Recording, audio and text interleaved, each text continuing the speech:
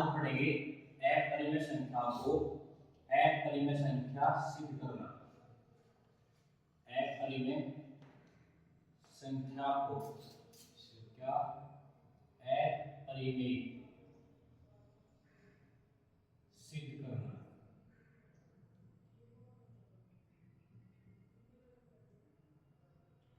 अपरिमेय संख्या को अपरिमेय संख्या कैसे सिद्ध करते हैं ये सीखना है। अपरिमेय संख्या को अपरिमेय संख्या सिद्ध करने के लिए जो भी हमें अपरिमेय संख्या दी जाएगी उसे हम क्या मानेंगे, परिमेय संख्या। और अपरिमेय संख्या को परिमेय संख्या मानकर सिद्ध करना ये विधि कहलाती है विरोधाभास विधि। कैसी विधि कहलाए, विरोधाभास विधि। क्यों? क्योंकि कभी भी अपरिमेय संख्या और परिमेय संख्या बराबर नहीं हो सकते, दोनों अलग अलग है ना। तो परिमेय और अपरिमेय संख्या कभी भी बराबर नहीं हो सकते, इसलिए ये विधि क्या कहलाती है, विरोधाभास विधि कहलाती है। यानी परिमेय अपरिमेय संख्या को परिमेय संख्या मानकर सिद्ध करना ये विधि क्या कहलाती है, विरोधाभास विधि कहलाती है। विरोधाभास विधि इसलिए कहलाती है क्योंकि परिमेय संख्या और अपरिमेय संख्या दोनों बराबर नहीं होते। ठीक है, तो प्रश्न ऐसे पूछा जाएगा कि सिद्ध कीजिए कि, प्रश्न ऐसे पूछा जाएगा और ये पूछा भी गया है, प्रश्न बार बार पूछा जाता है बोर्ड एग्जाम में। ये सिद्ध करना है कि √2 जो है वो एक अपरिमेय संख्या है। तो कैसे सिद्ध करें, अभी बताया। जब भी हम अपरिमेय संख्या को अपरिमेय संख्या सिद्ध करेंगे तो दी गई अपरिमेय संख्या को हम क्या मानेंगे, परिमेय संख्या मान लेंगे, जिसे विरोधाभास विधि कहते हैं। तो हम जब भी इसका हल करेंगे तो हम क्या मानेंगे, हम कैसे करेंगे कि माना √2 एक क्या है, परिमेय संख्या। ठीक है, √2 क्या मान लिया, परिमेय संख्या। अब अगर √2 परिमेय संख्या है तो हम इसे क्या कर सकते हैं, p/q के रूप में लिख सकते हैं। तो हम लिखेंगे तब √2 बराबर किसके, p/q होगा। और यहाँ पे लिख देंगे जहां p तथा q से अभाज्य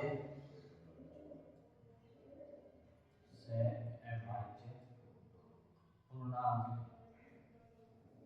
यानी इनका मैसे कितना है, सहभाज्य संख्या पढ़ाई थी तुम्हें। सहभाज्य संख्या क्या होती है, जिन दो संख्याओं का मैसे कितना हो, 1, यानी उनमें कोई भी संख्या कॉमन ना हो। ठीक, उन्हें क्या कहते हैं, सहभाज्य संख्या। अब ये √2 है, अरे p/q है। अब इधर का रूट हटाने के लिए हम क्या करेंगे, दोनों ओर का वर्ग कर देंगे। 2 पे क्या आ रहा है, रूट आ रहा है, तो इस रूट को हटाने के लिए हम दोनों का क्या कर देंगे, वर्ग। हम यहाँ लिखेंगे दोनों ओर का वर्ग करने पर, जब हम दोनों ओर का वर्ग कर देंगे तो ये बन जाएगा p/पूरे का। अब इसके स्क्वायर से रूट हट जाएगा तो हमारे पास बचेगा 2, क्या हो जाएगा, p का स्क्वायर अपॉन 2 स्क्वायर। इसको लिखेंगे हम आगे ऐसे, p स्क्वायर अपॉन 2 गुना, जिसकी घात 2 उसको हम ऐसे लिख सकते हैं 2 बार गुना करके q गुना। अब एक q का आ जाएगा यहाँ पे, ये बन जाएगा 2q बराबर p स्क्वायर बटे कितना, इतनी बात समझ में आई। ठीक, अब यहाँ पे करना क्या है, जैसे यहाँ पे क्या करना है, देखो जो 2q है एक पूर्णांक है, क्या है, पूर्णांक, और p स्क्वायर अपॉन q ये भिन्न है, क्या है, भिन्न। ये तो है एक पूर्णांक, क्या है, पूर्णांक, और ये है एक क्या, भिन्न है।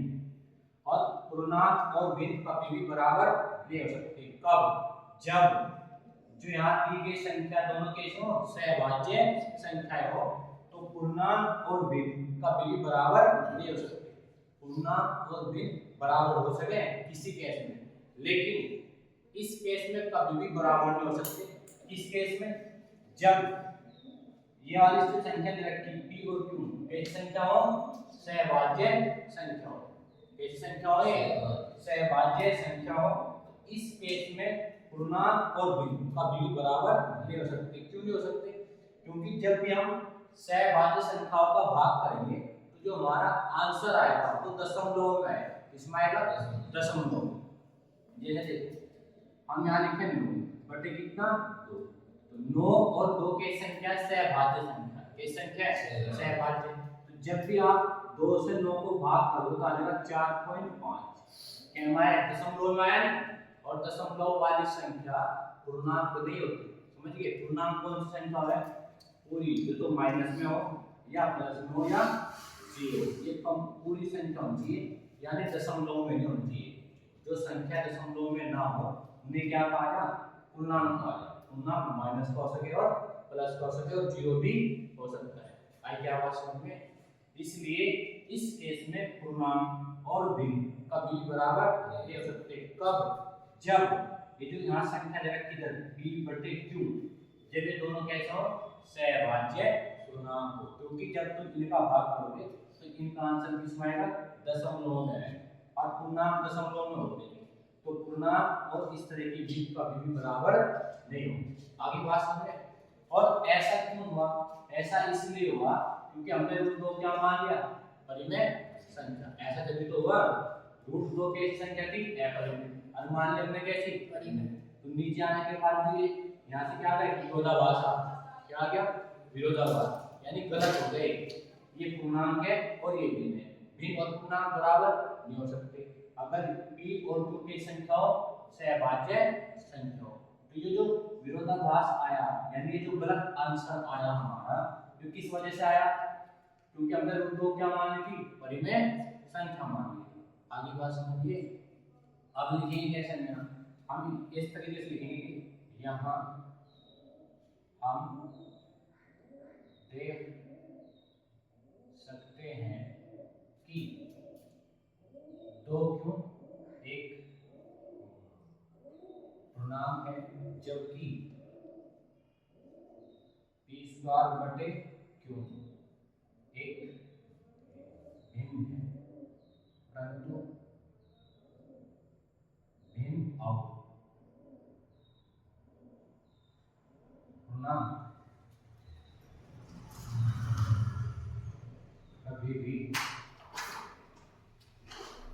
बराबर नहीं हो सकते। ठीक,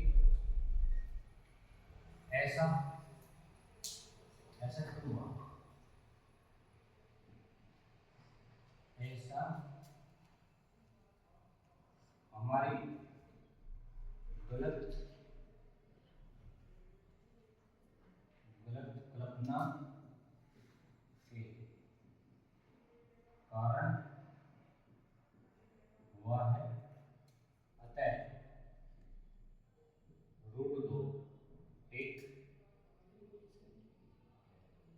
अपरिमेय संख्या है। इतना लिखना है। आई बात समझिए।